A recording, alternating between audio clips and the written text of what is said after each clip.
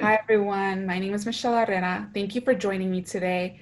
Here alongside with me, I have Fire Inspector Tavis Millerov. How are you doing? I'm good. Good, good. I want to ask you a couple questions. I know September is National Preparedness Month, and I would like to start off by if you could explain what that is to the public. So, National Preparedness Month is an initiative done through the ready.gov website. And it's basically a public outreach, if you will, to get people to think about the possibility of disasters and really what to do in those situations and having a plan in place for not only you and your family, but maybe for family members, businesses, and whatnot. Basically, a plan for you to keep going with and try to make life as normal as possible in those situations. Thank you. And now, how is Meridian Township incorporating this right now in the community? We definitely do outreach, especially through like the social media networks and outlets that way, to get people at least engaged in trying to think of ways to get them prepared, start formulating a plan. We talk a lot, especially we're coming up to October, which is Fire Safety Month. And for us in the fire service, we always tell people all the time to, have a plan to escape your house in a fire. But not only do you want to do that, but we want to try and get everybody to think beyond that. Not only is it, escape your house from a fire, but, what do we do in extreme situations, of a terrorist attack? What about floods? We don't have them here, but of course they've been in the news lately. Hurricanes. There's so much more when it comes to the world of what a disaster could be. And we always think of the natural disasters, and there's a lot of stuff that just doesn't happen here for any good reason, but there's so much more to it. If we end up with a big blackout power outage like happened years ago in the early 2000s, what do we do? What are you going to do? What is your family going to do? We just try to get the word out and get people going, as far as trying to determine what their greatest needs are and to develop that plan to help them out in those situations. So I know that Michigan, we focus on like severe weather storms and like snowstorms, extreme cold temperatures.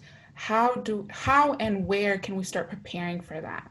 The I think the best way really to start preparing is to actually go to the ready.gov website.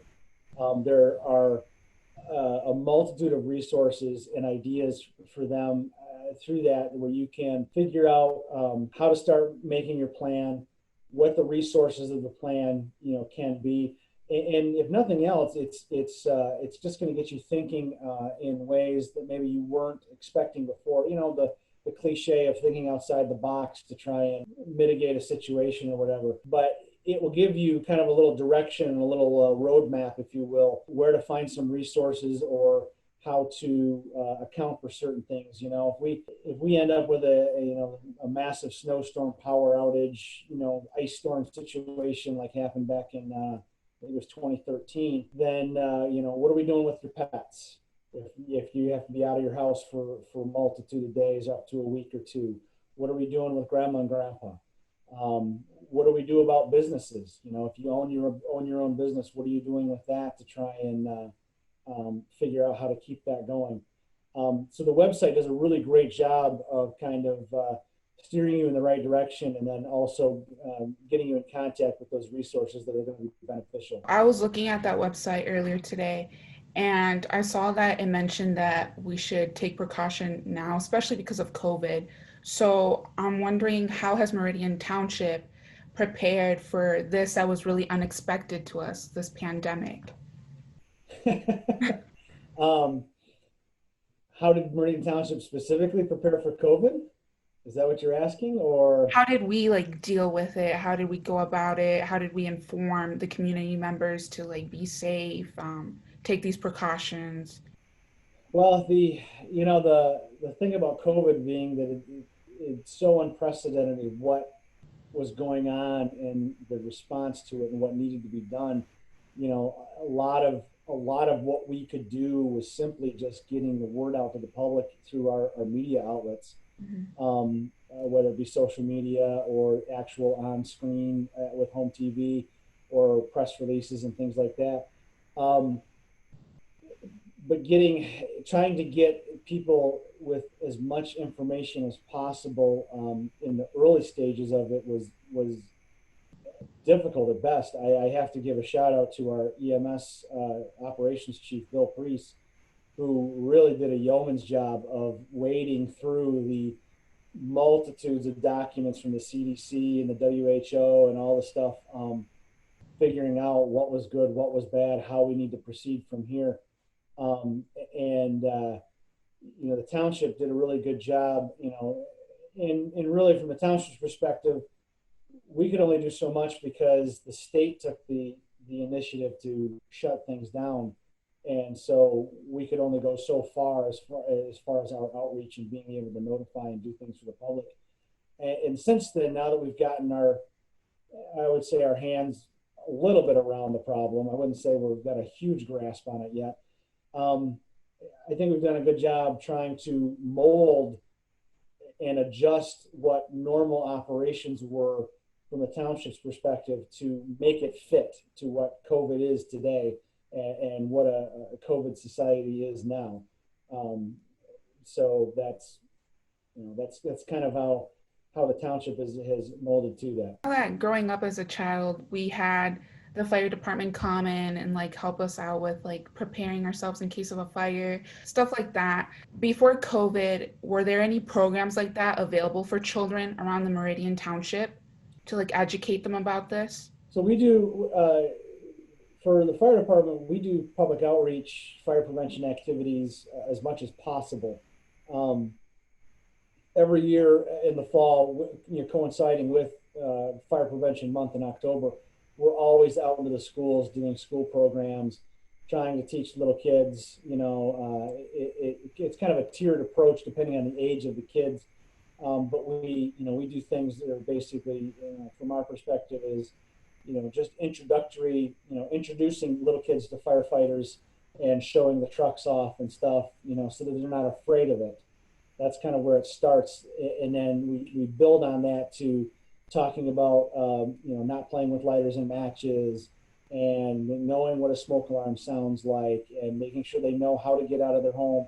And then it evolves even further up into the fourth and fifth grade levels, where we actually bring out our mobile fire safety trailer, where we have a mocked up kitchen that we show kids dangers of kitchen fires, and we do some kitchen safety tips.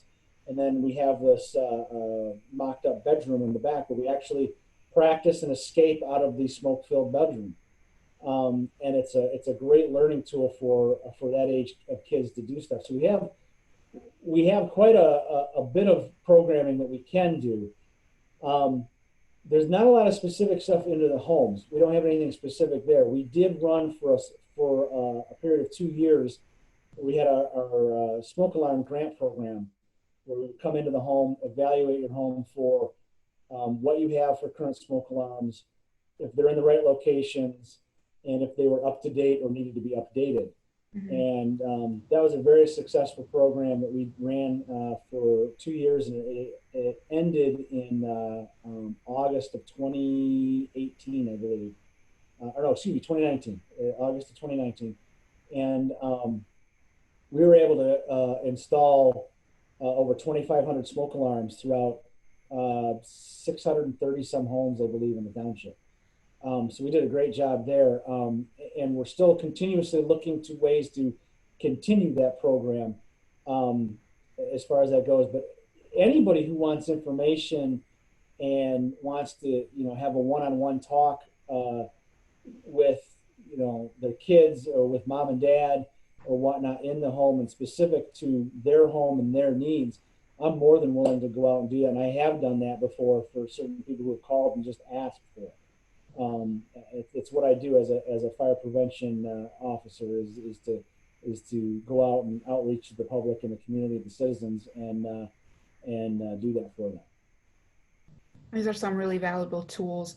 Aside from these tools and resources, what steps can we take at home to like prepare, especially during like these severe weather storms or just anything that comes unexpected? What are some things that you recommend us to do I know you mentioned like having an escape plan in case of a Yeah, fire, but do you have any additional suggestions besides that?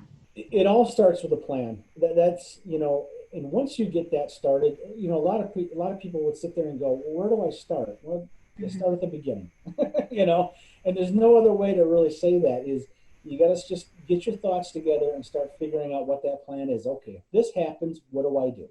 Where am I going to go? What do I need to take? Once you kind of figure out, some of the who, the where, and the what, you kind of figure out the how, and you'll put together a go bag or something that has some rudimentary supplies and some things for you, personal effects, or maybe that if you need to get out and get somewhere in a hurry, then that you can go do that.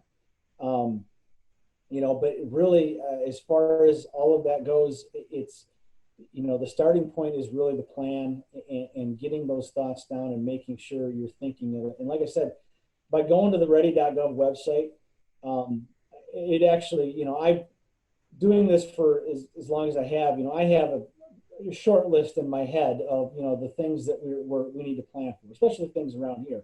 But even when I started looking at the list of things on the website, I was like, oh yeah, oh yeah, there's a couple more things that I never even crossed my mind.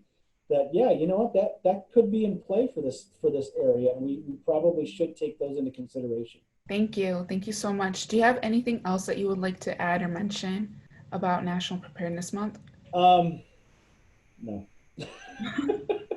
I, I, yeah, the national preparedness stuff. I'll be frankly honest with you, it's not my bailiwick, but I'm more than happy to talk about it and stuff. And there are lots more resources out there. I guess I'll say that there are lots of resources out there besides just ready.gov.